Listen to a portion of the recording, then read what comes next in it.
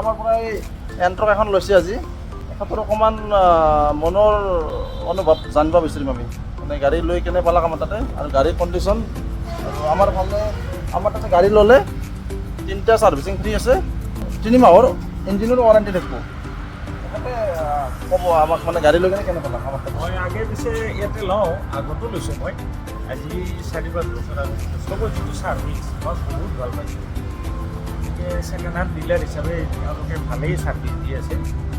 আৰু যিখিনি তেওঁলোকে এতিয়া ফ্ৰী বা মানে ৱাৰেণ্টি দিছে, সেইখিনিও এওঁলোকক মই ধন্যবাদ। আৰু ভৱিষ্যতে মানে উন্নতি কৰক, মোৰ আশা এইটো। ঠিক আছে। তেখেতে এইখন গাড়ী লৈছে আমাৰ পৰাই। এখেতক আমি আমাৰ ফালৰ পৰা বিহু বুলি এখেতক এখন ফুলাম গামোচাৰে আমি সম্বৰ্ধনা জনাই আছোঁ।